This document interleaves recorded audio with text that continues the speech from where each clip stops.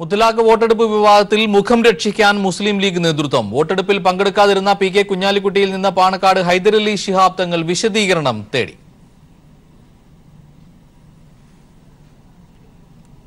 മുത്തലാഖ് bill ലോക്സഭയിൽ പാസായ ദിവസം P K. Kunhalikutty വിട്ടുനിന്നത് ലീഗിന് തലവേദനയായി.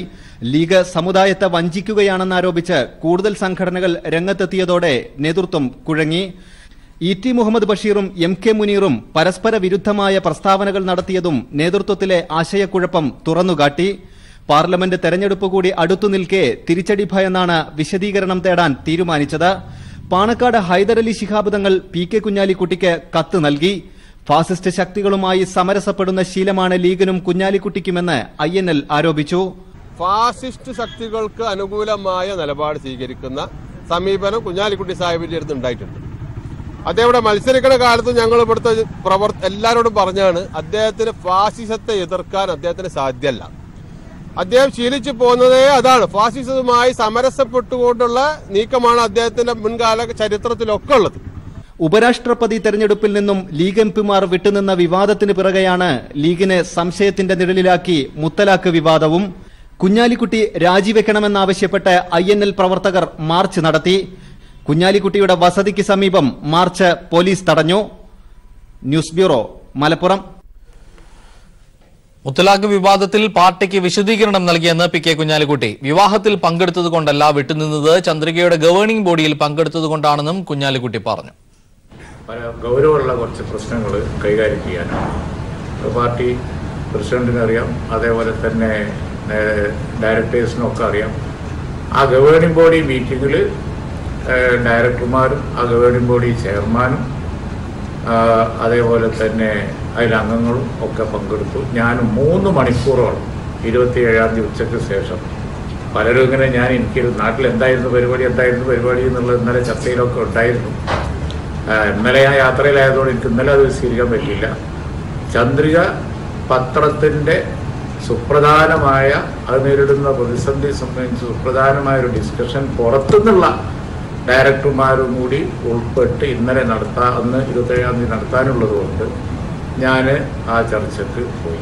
അതാണ് അന്ന് ഈ 27-ാം തീയതി പാർട്ടി സംബന്ധിച്ച് എനിക്ക് അറ്റൻഡ് ചെയ്യുന്ന പ്രധാനപ്പെട്ട ഒരു മീറ്റിംഗ്. കുഞ്ഞാലിക്കുട്ടി BJPയുമായി ഒത്തുകളിച്ചാണ് മുത്തലാഖ് ബിൽ വോട്ടെടുപ്പ് ദിവസം പാർലമെന്റിൽ നിന്ന് വിട്ടുനിന്നതെന്ന് INL സംസ്ഥാന പ്രസിഡന്റ് അബ്ദുൾ വഹാബ്. BJPയോട് കുഞ്ഞാലിക്കുട്ടിക്ക് മൃദു സമീപനമാണെന്നും MP സ്ഥാനം രാജിവെക്കണമെന്നും അദ്ദേഹം കോഴിക്കോട് പറഞ്ഞു. BJPയുമായിട്ടുള്ള ഒരു അഡ്ജസ്റ്റ്മെന്റ് ആയിട്ടാണ് ഞങ്ങൾ ഇതിനെ കാണുന്നത്. മുസ്ലിം ലീഗ് കുറെ കാലമായി BJPയെ സുഖിപ്പിക്കാനും സന്തോഷിപ്പിക്കാനും ശ്രമിച്ചുകൊണ്ടിരിക്കുന്ന കാഴ്ച കേരളത്തിൽ നിർബാധമായി കണ്ടുകൊണ്ടിരിക്കുന്നുണ്ട്. അതിൻ്റെ ഒരു തുടർച്ചയായിട്ട് മാത്രമാണ് ഞങ്ങളിതിനെ കാണുന്നത്. ഇതൊരു അഡ്ജസ്റ്റ്മെൻറ്റ് മാത്രമാണ്. ഈ വിശദീകരണം ചോദിക്കലും ഒരുതരം കണ്ണിൽ പൊടിയിടുന്നതായിട്ടേ ഞങ്ങൾ കാണുന്നുള്ളൂ. കുഞ്ഞാലിക്കുട്ടി അദ്ദേഹത്തിന് ചെയ്യാൻ സാധിക്കുന്നത് നല്ല കാര്യം, അദ്ദേഹം പാർലമെൻറ്റ് അംഗത്വം രാജിവെക്കുക എന്നുള്ളതാണ്. എന്നിട്ട് സുലഭമായി സമൃദ്ധമായി കല്യാണങ്ങൾക്കും സൽക്കാരങ്ങൾക്കും ഒക്കെ പൊയ്ക്കോട്ടെ. ലോക്സഭാ തെരഞ്ഞെടുപ്പിൽ കോൺഗ്രസുമായി സഖ്യമുണ്ടാക്കില്ലെന്ന് CPIM പോളിറ്റ് ബ്യൂറോ അംഗം S. രാമചന്ദ്രൻ പിള്ള. തമിഴ്നാട്, ബീഹാർ, മഹാരാഷ്ട്ര സംസ്ഥാനങ്ങളിൽ അവിടുത്തെ പ്രധാന പ്രതിപക്ഷ കക്ഷികളുമായാണ് ധാരണ, കോൺഗ്രസുമായല്ല. ആ പാർട്ടികൾ കോൺഗ്രസുമായി സഖ്യമുണ്ടാക്കുന്നത് അവർക്കിടയിലെ കാര്യമാണെന്നും SRP പറഞ്ഞു. BJPയെ അധികാരത്തിൽ നിന്ന് പുറത്താക്കുക, മതേതര സർക്കാരിനെ അധികാരത്തിലെത്തിക്കുക, ഇടതുപക്ഷത്തിന്റെ കരുത്ത് പാർലമെന്റിൽ വർദ്ധിപ്പിക്കുക എന്നീ പാർട്ടി കോൺഗ്രസിന്റെ നിലപാടിൽ ഉറച്ചുനിന്നായിരിക്കും പൊതു തെരഞ്ഞെടുപ്പിനെ നേരിടുകയെന്നും അദ്ദേഹം വ്യക്തമാക്കി. കോൺഗ്രസുമായുള്ള ഒരു സഖ്യം, ഒരു ധാരണ അഖിലേന്ത്യാ അടിസ്ഥാനത്തിൽ എവിടെയും ഉണ്ടാവില്ല. ഇതാണ് പാർട്ടി കോൺഗ്രസ് ചർച്ച ചെയ്തത്, കേന്ദ്ര കമ്മിറ്റി ചർച്ച ചെയ്തത്, തീരുമാനിച്ചത്. സംസ്ഥാനങ്ങളിലെ ശക്തിയുള്ള പ്രാദേശിക രാഷ്ട്രീയ കക്ഷികളുമായി ഞങ്ങൾ ധാരണയുണ്ടാക്കും. ഈ 3 സംസ്ഥാനങ്ങളിൽ പ്രധാനപ്പെട്ട ഈ പ്രാദേശിക രാഷ്ട്രീയ കക്ഷി ഒരുപക്ഷെ കോൺഗ്രസുമായി ധാരണയുണ്ടാക്കിയെന്ന് വരാം. അതല്ലാതെ അതിനപ്പുറം ഞങ്ങൾക്ക് കോൺഗ്രസുമായി യാതൊരു ധാരണയും യാതൊരു ഐക്യമുന്നണിയുമില്ല.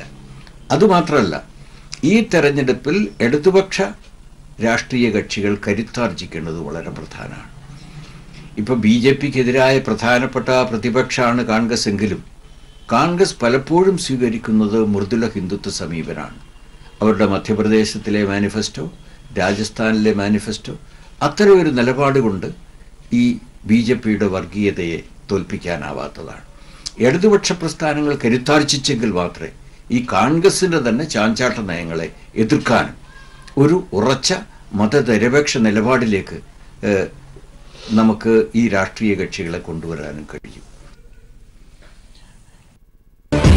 എത്ര മതിലുകൾ തകർത്തെറിഞ്ഞ കേരളം, എത്ര കതിരുകൾ കുവിത്തെറിഞ്ഞ കേരളം, എത്ര മതിലുകൾ തകർത്തെറിഞ്ഞ കേരളം, എത്ര കതിരുകൾ കുവിത്തെറിഞ്ഞ കേരളം. വനിതാ മതിലിൽ പങ്കെടുത്തില്ലെങ്കിൽ കുടുംബശ്രീക്ക് സർക്കാർ വായ്പ നിഷേധിക്കുമെന്നത് വ്യാജ പ്രചരണമെന്ന് മന്ത്രി തോമസ് ഐസക്. കുടുംബശ്രീക്ക് വായ്പ കൊടുക്കുന്ന കാര്യം തീരുമാനിക്കുന്നത് സർക്കാരല്ല, കുടുംബശ്രീയുടെ പ്രവർത്തനത്തെക്കുറിച്ച് അറിയാത്തവരാണ് ഇത് പറയുന്നതെന്നും തോമസ് ഐസക് പറഞ്ഞു. ആദ്യം മനസ്സിലാക്കേണ്ടത് സർക്കാരോ കാര്യങ്ങളൊന്നുമല്ല കുടുംബശ്രീക്ക് ആർക്ക് വായ്പ കൊടുക്കണം തീരുമാനിക്കുന്നത്.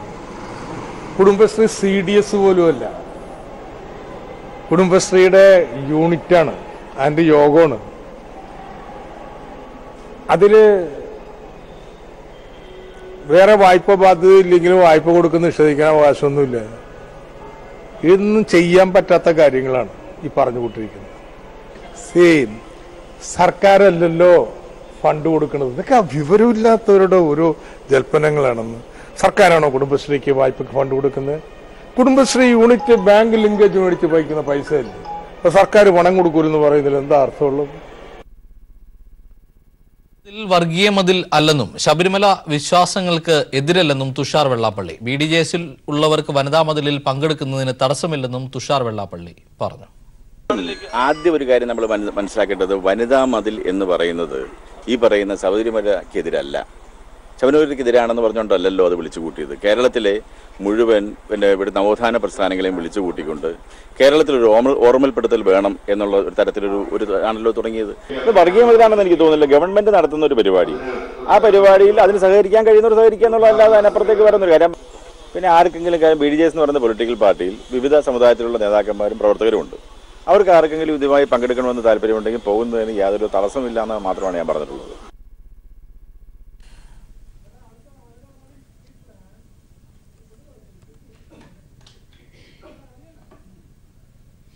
വനിതാ മതിലിന് പിന്തുണയുമായി തെരുവുകളിൽ ആവേശം വിതറി വനിതകളുടെ കലാജാഥ. ശാസ്ത്രബോധം, സമത്വം, ലിംഗനീതി എന്നീ മുദ്രാവാക്യങ്ങൾ ഉയർത്തി കണ്ണൂർ ജില്ലയിലാണ് നവോത്ഥാന വനിതാ കലാജാഥ പര്യടനം നടത്തുന്നത്.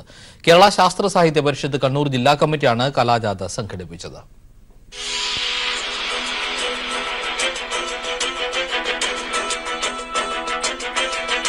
ആചാരമതിലുകൾ തകർത്തെറിഞ്ഞ് നവോത്ഥാനത്തിന്റെ പെൺമതിൽ കെട്ടിപ്പടുത്തുയർത്തും എന്ന കലാകാരികളുടെ പ്രഖ്യാപനം ആവേശത്തോടെയാണ് നാട് സ്വീകരിക്കുന്നത്. ഇന്ന് ഈ കാണുന്ന നിലയിലേക്ക് കേരളം താണ്ടിയ വഴികളും ത്യാഗോജ്വലമായ പോരാട്ടങ്ങളും ഓർമ്മപ്പെടുത്തുന്ന കലാജാഥയാണ് കയ്യടികൾ നേടി മുന്നേറുന്നത്. ശ്രീനാരായണ ഗുരുവും ചട്ടമ്പി സ്വാമിയും ഉൾപ്പെടെയുള്ളവർ കേരളത്തിന് പകർന്നു നൽകിയ നവോത്ഥാന മൂല്യങ്ങൾ എന്തു വില കൊടുത്തും സംരക്ഷിക്കുമെന്നും അരമണിക്കൂറോളം നീളുന്ന സംഗീത ശില്പം വിളംബരം ചെയ്യുന്നു. ഇത് സ്ത്രീകൾക്ക് വേണ്ടിയാണ്. ഇപ്പോൾ കേരളം എത്ര ഉയർത്തി നിന്നാലും സ്ത്രീകൾ ഇപ്പോഴും താഴെ തന്നെയാണ് നിൽക്കുന്നത്. ഇനിയും സ്ത്രീകൾ മുൻപോട്ട് വന്ന് അത് ഉയർത്തി നിൽക്കണമെന്നാണ് ഞാൻ പറയാനുള്ളത്. കണ്ണൂർ ജില്ലയിലെ 10 കേന്ദ്രങ്ങളിലാണ് കലാജാഥയുടെ അവതരണം. കേരളത്തിന്റെ നവോത്ഥാന മുന്നേറ്റത്തിൽ നാഴികക്കല്ലായി മാറാൻ പോകുന്ന ജനുവരി 1 വനിതാ മതിലിൽ അണിചേരുമെന്ന് കലാജാഥയ്ക്ക് പ്രോത്സാഹനവുമായി എത്തിയവരും പ്രഖ്യാപിച്ചു. News bureau, Kannur. പുതുവത്സര ദിനത്തിൽ സംഘടിപ്പിക്കുന്ന വനിതാ മതിൽ ചരിത്ര സംഭവമാകുമെന്ന് നടി ഗായത്രി. വനിതാ മതിൽ ലോകത്തിനാകെ മാതൃകയായി മാറും. സ്ത്രീ സമത്വവും ഭരണഘടനാ അവകാശവും സംരക്ഷിക്കുന്നതിനായി മുഴുവൻ വനിതകളും മതിലിൽ അണിചേരണമെന്നും ഗായത്രി ആവശ്യപ്പെട്ടു. സാധാരണ എല്ലാ പുതുവത്സര പിറവിയിൽ നിന്ന് അതീതമായിട്ട് ഈ പുതുവത്സര പിറവിയിൽ നമ്മൾ സ്ത്രീകൾ എല്ലാവരും കാത്തിരിക്കുന്ന ഒരു ചരിത്ര സംഭവത്തിലേക്ക് നോക്കിക്കൊണ്ടാണ്. ജനുവരി 1 വൈകുന്നേരം 4 മണിക്ക് നടക്കുന്ന നമ്മുടെ വനിതാ മതിൽ ഈ ലോകത്തിനൊട്ടാകെ മാതൃകയാകുന്ന രീതിയിൽ സ്ത്രീയുടെ ഒരു മുന്നേറ്റത്തിന്, സ്ത്രീയുടെ ഒരു പദവിയുടെ അംഗീകാരത്തിന് ഒരു നാഴികക്കല്ല് ചാർത്തുന്ന ഒരു ഇടത്തിലേക്ക് നമ്മൾ എല്ലാവരെയും പ്ലേസ് ചെയ്യുകയാണ്.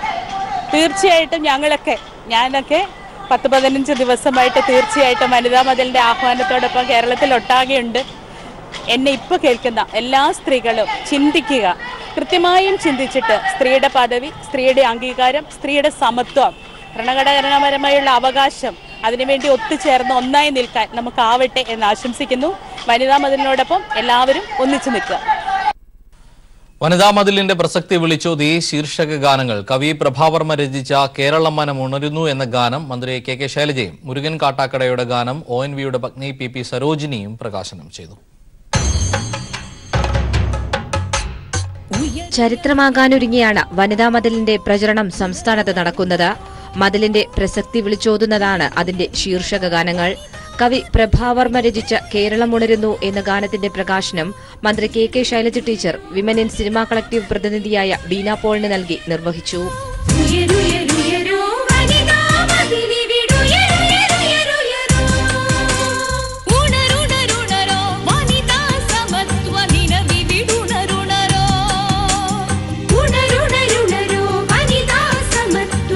ഗാനത്തിന്റെ സംഗീതം മാത്യു ഇട്ടിയും ആലാപനം സരിതാറാമുമാണ്.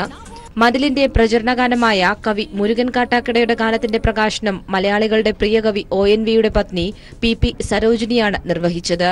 അമ്മയാകാനുള്ള നന്മ പേറുന്നൊരു പെണ്ണിന് അശുദ്ധിയുണ്ടോ? അമ്മയാകാനുള്ള നന്മ പേറുന്നൊരു പെണ്ണിന് അശുദ്ധിയുണ്ടോ? അഖിലവും സൃഷ്ടിച്ചൊരാപരം പൊരുളിനു തീണ്ടിക്കൂടായ്മയുണ്ടോ?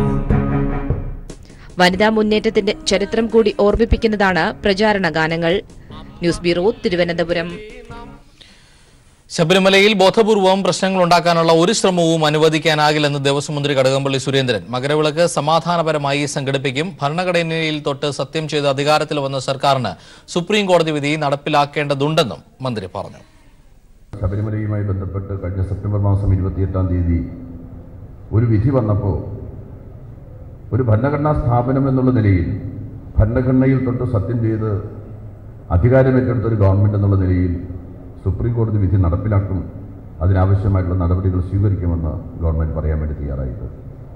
അതേസമയം ഗവൺമെൻറ്റിൻ്റെ ഏറ്റവും പ്രധാന പ്രയോറിറ്റി എന്ന് പറയുന്നത് ആരാധനയ്ക്ക് എത്തിച്ചേരുന്ന, അത് ശബരിമലയായിരുന്നാലും ശരി, ഗുരുവായൂരായിരുന്നാലും ശരി, ഏത് ക്ഷേത്രത്തിലായിരുന്നാലും ശരി, ആരാധനയ്ക്ക് എത്തിച്ചേരുന്ന ഭക്തലക്ഷങ്ങളുടെ താല്പര്യ സംരക്ഷണം തന്നെയാണ്. വളരെ സമാധാനപരമായും ഐശ്വര്യപൂർണമായിട്ടും മകരവിളക്ക് മഹോത്സവം സംഘടിപ്പിക്കണമെന്നാണ് ഗവൺമെന്റ് ആഗ്രഹിക്കുന്നത്. തനിക്കെതിരെ കോൺഗ്രസിൽ തന്നെ ഗൂഢാലോചന നടക്കുന്നുവെന്ന് കോൺഗ്രസ് നേതാവ് ശരത്ചന്ദ്ര പ്രസാദ്. ഫ്ലെക്സ് പ്രിന്റിംഗ് കടയുടമയെ മർദ്ദിച്ചു എന്ന വാർത്ത തനിക്കെതിരെയുള്ള ഗൂഢാലോചനയുടെ ഭാഗമാണെന്നും ശരത്ചന്ദ്ര പ്രസാദ് പറഞ്ഞു. പുറത്തുവന്ന CCTV ദൃശ്യങ്ങൾ എഡിറ്റ് ചെയ്തതാണെന്ന് അദ്ദേഹം തിരുവനന്തപുരത്ത് വിളിച്ചു ചേർത്ത വാർത്താ സമ്മേളനത്തിൽ പറഞ്ഞു. കഴിഞ്ഞ ദിവസമാണ് ഫ്ലെക്സ് പ്രിന്റിംഗ് കടയുടമയെ കോൺഗ്രസ് നേതാവ് ശരത്ചന്ദ്ര പ്രസാദ് മർദ്ദിക്കുന്ന CCTV ദൃശ്യങ്ങൾ ഉൾപ്പെടെ പുറത്തുവന്നത്. എന്നാൽ താനാരെയും മർദ്ദിച്ചിട്ടില്ലെന്നും പുറത്തുവന്ന ദൃശ്യങ്ങൾ പ്രത്യേക സോഫ്റ്റ്വെയറിലൂടെ എഡിറ്റ് ചെയ്തതാണെന്നും ശരത്ചന്ദ്ര പ്രസാദ് പറഞ്ഞു. പുറത്തുവന്ന ദൃശ്യങ്ങൾ കോൺഗ്രസ് പ്രവർത്തകർ തന്നെയാണ് മാധ്യമങ്ങൾക്ക് നൽകിയതും സോഷ്യൽ മീഡിയ വഴി പ്രചരിപ്പിച്ചതും. പുനഃസംഘടന നടക്കുന്ന സാഹചര്യത്തിൽ തനിക്കെതിരെ കോൺഗ്രസിൽ ഗൂഢാലോചന നടക്കുന്നുവെന്നും അദ്ദേഹം പറഞ്ഞു. ഏതെങ്കിലും കോൺഗ്രസിനകത്തുള്ള ആളുകൾ വിളിച്ചിട്ടുണ്ടെങ്കിൽ, എന്നെ വിളിക്കാതിരിക്കുകയും അവനെ വിളിക്കുകയും ചെയ്തിട്ടുണ്ടെങ്കിൽ അതിന്റെ ഡിഫറൻസ് മാത്രം നോക്കിയാൽ ഇതിന്റെ പിന്നിലുള്ള ഗൂഢാലോചന നമുക്ക് തിരിച്ചറിയാൻ കഴിയും. കോൺഗ്രസ് പാർട്ടിക്കകത്ത് പുനഃസംഘടന നടക്കാൻ പോകുന്ന സമയമാണല്ലോ. ഒരുത്തൻ തീർന്നു കിട്ടിയാൽ അത്രയും ഉപകാരമാകുമല്ലോ. ഞാൻ പറയും, ഞാൻ ഇന്ന് KPC പ്രസിഡന്റ് കാണുമ്പോൾ ഞാൻ പറയും, ഞാൻ പറയും, അതിനകത്തൊരു സംശയമില്ല. എനിക്ക് സംശയമുള്ള കാര്യങ്ങൾ ഞാൻ പത്രസമ്മേളനത്തിൽ അങ്ങനെ ഒരുപാട് വ്യക്തമായി പറഞ്ഞുകൂടാ. പക്ഷേ ഞാൻ KPC പ്രസിഡന്റിനോട് ഞാനത് പറയും. മർദ്ദനത്തിന്റെ കൃത്യമായ CCTV ദൃശ്യങ്ങളടക്കം പുറത്തുവന്നിട്ടും താനാരെയും മർദ്ദിച്ചിട്ടില്ലെന്നും സ്നേഹപൂർവ്വമാണ് പെരുമാറിയതെന്നും ഫ്ലെക്സ് പ്രിന്റിംഗ് കടയുടമയുടെ മകൻ ദൃശ്യങ്ങൾ എഡിറ്റ് ചെയ്തെന്നുമുള്ള വാദമാണ് ശരത്ചന്ദ്ര പ്രസാദ് ഉന്നയിക്കുന്നത്. ഇക്കാര്യം ചൂണ്ടിക്കാട്ടി പോലീസിൽ പരാതി നൽകിയിട്ടുണ്ട്. KPCC നേതൃത്വത്തിനും പരാതി നൽകുമെന്നും ശരത്ചന്ദ്ര പ്രസാദ് പറഞ്ഞു. News bureau, Thiruvananthapuram. മേഘാലയ കൽക്കരിഖനിയിൽ കുടുങ്ങിയവരെ രക്ഷിക്കാൻ നാവികസേനയുടെ 15-അംഗ സംഘം. അത്യാധുനിക ഉപകരണങ്ങളുമായാണ് സംഘം രക്ഷാപ്രവർത്തനത്തിന് എത്തുന്നത്. ഖനന സ്ഥാപനമായ കോളിന്റെയും പമ്പ് നിർമ്മാതാക്കളായ കിർലോസ്കറും ചേർന്ന് ഉയർന്ന ശേഷിയുള്ള 18 പമ്പുകൾ അപകടസ്ഥലത്തേക്ക് അയച്ചിട്ടുണ്ട്. വ്യോമസേനയുടെ നേതൃത്വത്തിൽ കഴിഞ്ഞ ദിവസം തിരച്ചിൽ നടത്തിയിരുന്നു. അതേസമയം ഖനിക്കുള്ളിൽ കുടുങ്ങിയ 15 പേരും മരിച്ചിട്ടുണ്ടാകാമെന്നാണ് ദേശീയ ദുരന്ത നിവാരണ സേനയുടെ നിഗമനം. 320 അടി താഴ്ചയുള്ള ഖനിയിൽ ഡിസംബർ 13-നാണ് തൊഴിലാളികൾ അകപ്പെട്ടത്. രക്ഷാപ്രവർത്തനത്തിന് കേന്ദ്ര സർക്കാരിന്റെ ഭാഗത്തു നിന്ന് മെല്ലെപ്പൊക്കുണ്ടായെന്നാണ് പ്രധാന വിമർശനം.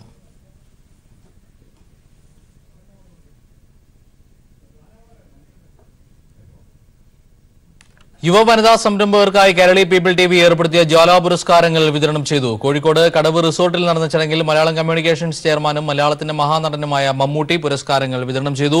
ചടങ്ങ് മന്ത്രി ടി.പി. രാമകൃഷ്ണൻ ഉദ്ഘാടനം ചെയ്തു. കേരളത്തിലെ സ്ത്രീ മുന്നേറ്റങ്ങളുടെയും കൈരളിയുടെ ജ്വാല പുരസ്കാരത്തിന്റെയും പ്രസക്തി വിളിച്ചോതുന്ന പ്രൗഢമായ ചടങ്ങിലാണ് പുരസ്കാരങ്ങൾ വിതരണം ചെയ്തത്. സാമൂഹ്യോന്മുഖ യുവ സംരംഭകയ്ക്കുള്ള പുരസ്കാരം ദിവ്യ തോമസിനും, നവാഗത യുവ സംരംഭകയ്ക്കുള്ള പുരസ്കാരം പൂർണിമ വിശ്വനാഥനും, മുഖ്യധാര യുവ സംരംഭകയ്ക്കുള്ള പുരസ്കാരം ബിസ്മി ബിനുവിനും മലയാളത്തിന്റെ മഹാനടൻ മമ്മൂട്ടി സമ്മാനിച്ചു. ചെയർമാന്റെ പ്രത്യേക പുരസ്കാരം ആഴക്കടൽ മത്സ്യബന്ധനത്തിനുള്ള ലൈസൻസ് ലഭിച്ച ഇന്ത്യയിലെ ആദ്യ വനിത തൃശൂർ ചേറ്റുവ സ്വദേശിനി രേഖ കാർത്തികേയൻ ഏറ്റുവാങ്ങി. വനിതകളുടെ പദവിക്കും അന്തസ്സിനുമെതിരെ വെല്ലുവിളികൾ ഉയരുന്ന കാലത്ത് ജ്വാല പുരസ്കാരങ്ങൾ നൽകാനുള്ള കൈരളിയുടെ തീരുമാനം അഭിനന്ദനാർഹമാണെന്ന് ചടങ്ങ് ഉദ്ഘാടനം ചെയ്ത മന്ത്രി ടി.പി. രാമകൃഷ്ണൻ പറഞ്ഞു. വനിതകളുടെ പദവിക്കും അന്തസ്സിനുമെതിരെ വെല്ലുവിളികൾ ഉയരുന്ന കാലത്ത് ഇത്തരമൊരു പുരസ്കാരം നൽകാനുള്ള കൈരളിയുടെ തീരുമാനം തികച്ചും അഭിനന്ദനാർഹമാണ്. സ്ത്രീകൾക്ക് അർഹമായ അംഗീകാരവും ആദരവും ലഭിക്കണമെന്ന വിശാലമായ കാഴ്ചപ്പാടും കൈരളി ഉയർത്തിപ്പിടിക്കുന്നു. സീരിയൽ വലയിൽ കുടുങ്ങി കരയുകയും പിഴിയുകയും ചെയ്യേണ്ടവരല്ല സ്ത്രീകൾ എന്ന ആശയം ഇക്കാലത്ത് ഒരു ദൃശ്യമാധ്യമത്തിൽ നിന്ന് തന്നെ ഉണ്ടാകുന്നത് അഭിനന്ദനാർഹവും ആശ്വാസകരവുമാണ്. ചടങ്ങിൽ Kairali TV. MD. John Brittas ആമുഖ പ്രഭാഷണം നടത്തി. കൈരളി ടി.വി. ഡയറക്ടറും LDF കൺവീനറുമായ A. വിജയരാഘവൻ, ഡയറക്ടർമാരായ T.R. Ajayan, M.M. Monayi, A.K. മൂസമാഷ്, ജൂറി ചെയർമാൻ G. വിജയരാഘവൻ, അംഗം ലക്ഷ്മി മേനോൻ തുടങ്ങിയവർ സംസാരിച്ചു. ജ്വാല അവാർഡിന്റെ സ്പോൺസർമാരെ ആദരിച്ചു. സമൂഹത്തിന്റെ നാനാതുറകളിൽപ്പെട്ട നിരവധി പേർ ചടങ്ങിൽ സംബന്ധിച്ചു. News bureau, Kozhikode. Kairali people Jwala പുരസ്കാര വിതരണ ചടങ്ങ് നന്മ നിറഞ്ഞ നിരവധി മുഹൂർത്തങ്ങൾക്ക് വേദിയായി. പുരസ്കാര ജേതാക്കൾ 4 പേരും മഹാനടനിൽ നിന്ന് അംഗീകാരം ഏറ്റുവാങ്ങാനായതിന്റെ സന്തോഷത്തിലായിരുന്നു. കൈരളി ചെയർമാൻ പത്മശ്രീ ഭരത് മമ്മൂട്ടിയിൽ നിന്ന് പുരസ്കാരം ഏറ്റുവാങ്ങിയതിനേക്കാൾ മഹാനടനെ നേരിൽ കാണാൻ കഴിഞ്ഞതാണ് ജീവിതത്തിലെ വലിയ ഭാഗ്യമെന്ന് പ്രത്യേക പുരസ്കാരത്തിനർഹയായ രേഖ പറഞ്ഞപ്പോൾ സദസ്സ് ഒന്നടങ്കം ഏറ്റെടുത്തു. എനിക്ക് ആദ്യം മമ്മൂക്കയെ കണ്ടപ്പോഴാണ് കൂടുതൽ വളരെ സന്തോഷമായത്. കാരണം എൻ്റെ ജീവിതത്തിലെ ആദ്യത്തെ ഒരു എന്താ പറയുക, സിനിമാ നടന്മാരിൽ മമ്മൂട്ടി, മോഹൻലാൽ, സുരേഷ് ഗോപി, ഇവരെ 3 ആളെ കഴിഞ്ഞിട്ട് എനിക്ക് വേറെ ആൾക്കാരുള്ളൂ.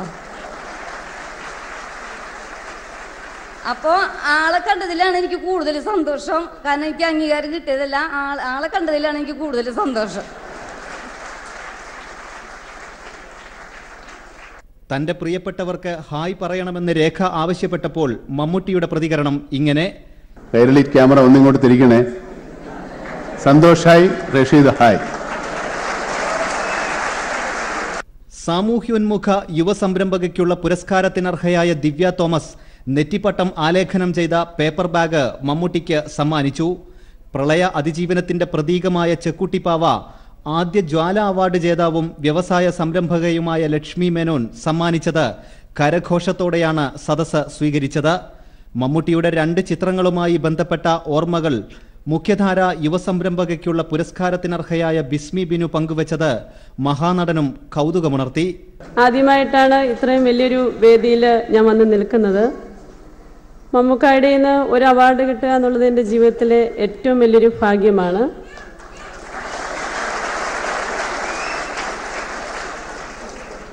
അതിലും വലിയൊരു ഭാഗ്യമാണ് മമ്മൂക്കായുടെ പ്രൈസ് ദി ലോർഡ് എന്ന ചിത്രത്തിൻ്റെ ഷൂട്ടിംഗ് സൈറ്റിൽ എനിക്ക് റോസ് ഗാർഡനിലെ ചെടികൾ കൊടുക്കാൻ കഴിഞ്ഞത്.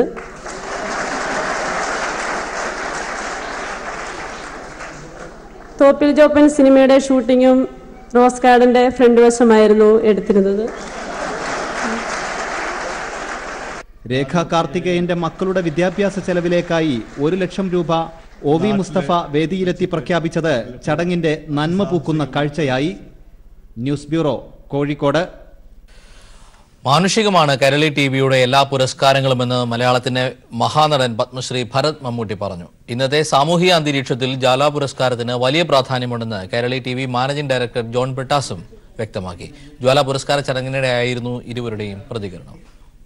സമൂഹത്തിൽ പല വിപ്ലവകരമായ മാറ്റങ്ങൾക്കും തുടക്കം കുറിക്കുന്നത് സ്ത്രീകളാണെന്ന് ഓർമ്മിപ്പിച്ചുകൊണ്ടായിരുന്നു മമ്മൂട്ടി തന്റെ വാക്കുകൾ ആരംഭിച്ചത്. കൈരളി ഏർപ്പെടുത്തിയിരിക്കുന്ന എല്ലാ അവാർഡുകളും നമ്മുടെ വലിയ അവാർഡ് നിശകളെക്കാളും എത്രത്തോളം മാനുഷികമാണ് എന്ന് നമുക്ക് ബോധ്യപ്പെടുത്തുന്നതായിരുന്നു ഇന്നത്തെ ദിവസം. എല്ലാ ദിവസങ്ങളെയും പോലെ ഇന്നത്തെ ദിവസം. എനിക്ക് ഇവരെ പറ്റി രണ്ട് നല്ല വാക്ക് പറയുന്നതിനപ്പുറത്തേക്കൊന്നും നിങ്ങളെ കള്ളം പറഞ്ഞ് ബോധ്യപ്പെടുത്താനില്ല. കാരണം അവർ പറഞ്ഞതിനപ്പുറത്തേക്ക് അവരെ പറ്റി കൂടുതലായിട്ട് എനിക്കൊന്നും പറയാനില്ല. 4 പുരസ്കാര ജേതാക്കളെക്കുറിച്ചും അതിസൂക്ഷ്മമായ നിരീക്ഷണങ്ങളാണ് മലയാളത്തിന്റെ മഹാനടൻ നടത്തിയത്. ത്രില്ലർ സിനിമ കാണുന്നത് പോലെയാണ് ആഴക്കടലിൽ നീന്താൻ ലൈസൻസ് ലഭിച്ച രേഖയുടെ ജീവിതമെന്ന് മമ്മൂട്ടി പറഞ്ഞപ്പോൾ ഒരു അഭ്രപാളിയിലെ നായകന്റെ വാക്കുകൾക്ക് കാതോർക്കുന്നത് പോലെ സദസ്സും വേദിയും കേട്ടിരുന്നു. സ്ത്രീകള് ശാരീരികാധ്വാനം അബലകളാണ്. ശരീരം കൊണ്ട് പുരുഷന്മാർ അധ്വാനിക്കുന്ന പോലെ അധ്വാനിക്കാൻ പറ്റില്ല. യുദ്ധം ചെയ്ത പെണ്ണുങ്ങൾ ശരീരം വെച്ചിട്ടുണ്ട്, അല്ലെ ശാരീരിക കായിക ബലം സ്ത്രീകൾക്ക് കുറവാണെന്നൊക്കെ പറഞ്ഞ പല മീശക്കാരും കൊമ്പന്മാരും ഒക്കെ വിചാരിക്കുന്നുണ്ട്. ഈ നമ്മുടെ കറുത്തമ്മയെ കൊണ്ടൊന്ന് നോക്ക്, വിവരം അറിയപ്പോൾ 2 അണ്ണന്മാരും കിടന്നുറങ്ങുമ്പോൾ ഒച്ച വെച്ചാണെങ്കിലും മാറ്റിയ അല്ലെങ്കിൽ ഇടിച്ചു തകർന്ന ആളിവിടെ അവാർഡ് വാങ്ങിക്കാൻ ഉണ്ടാവില്ലായിരുന്നു. ഈ രാത്രി പാതിരാക്കും അത്ഭുതമാണ്. അത്ഭുതം എന്ന് പറഞ്ഞാൽ അത്ഭുതം എന്നല്ലാതെ ഒരു വേറെ വാക്ക് മലയാളത്തിൽ ഇല്ലാത്തതുകൊണ്ട് വേണമെങ്കിൽ നമുക്ക് അത്യത്യം എന്ന് പറയാം. എനിക്ക് രേഖയുടെ ഈ സാഹസികത നമുക്കൊരു സിനിമ കാണുന്ന പോലെ തോന്നിയില്ലേ? ഒരു ത്രില്ലർ സിനിമ കാണുന്ന പോലെ രാത്രി രേഖ കടലിൽ പോകുന്നു, കാറ്റും മഴയും, ബോട്ട് വരുന്നു, ബോട്ട് ഇപ്പം ഇടിക്കും, അയാൾ അടിച്ച് ഭയങ്കര സ്പീഡിൽ വരികയാണ്. അങ്ങനെ ഒരു ത്രില്ലർ സിനിമ കാണുന്ന പോലെ നമ്മളൊക്കെ എന്താണ്. പക്ഷെ അതിൻ്റെ രേഖയുടെ പ്രസന്റേഷൻ, രേഖ ഇങ്ങനെയൊന്നും ചെയ്തില്ലെങ്കിൽ അത്ഭുതമുള്ളൂ. നമുക്ക് കണ്ടപ്പോൾ മനസ്സിലായില്ലേ? ലോകം അതിദ്രുതഗതിയിൽ മാറുമ്പോൾ കേരളം അപകടകരമായ അവസ്ഥയിലൂടെയാണ് നീങ്ങുന്നത് എന്ന് വർത്തമാനകാലത്തിലെ ഒരു സംഭവം ഓർമ്മിപ്പിച്ചുകൊണ്ടാണ് കൈരളി TV MD ജോൺ ബ്രിട്ട സംസാരിച്ചത്. ഒരു ചിറ്റൂരുള്ള ഒരു ഗ്രാമത്തിലുള്ള ഒരു കുട്ടി ഇപ്പോൾ ചൊവ്വയിലേക്ക് പോകാൻ വേണ്ടിയുള്ള പരിശീലനത്തിലാണ്. ആ സമയത്താണ് ഇവിടെ നമ്മൾ ഈ ആചാരമാണോ വേണ്ടത്, ആ മാമൂലാണോ വേണ്ടത് എന്നതിനെക്കുറിച്ചുള്ള ഒരു ചർച്ച നടന്നുകൊണ്ടിരിക്കുന്നത്. ലോകം എത്ര ദ്രുതഗതിയിലാണ് മാറിക്കൊണ്ടിരിക്കുന്നത്. ആ സമയത്ത് ലോകത്തിൻ്റെ മഹാത്ഭുതങ്ങളിൽ ഒന്നായ, അല്ലെങ്കിൽ അമർത്യാസൻ പറഞ്ഞതുപോലെ ലോകത്തിൻ്റെ നെറുകയിൽ സ്ഥാനം പിടിക്കുന്ന ഭൂമികയായ കേരളത്തിൽ നമ്മൾ വിഹരിക്കുന്ന ഈ സാമൂഹ്യ വിവക്ഷയുടെ ഒരു വലിയ ഒരു അപകടകരമായിട്ടുള്ള ഒരു ചിത്രമാണ് ഒരു വിഷയത്തിലൂടെ നമ്മുടെ മുമ്പിലേക്ക് വരുന്നത്. ജ്വാല പുരസ്കാരത്തിന്റെ പ്രസക്തിയും കേരളത്തെ പിന്നോട്ടു നടത്താൻ ശ്രമങ്ങൾ നടക്കുന്നതും ഓർമ്മിപ്പിച്ചുകൊണ്ടാണ് പുരസ്കാരദാന ചടങ്ങ് അവസാനിച്ചത്. News bureau, Kozhikode.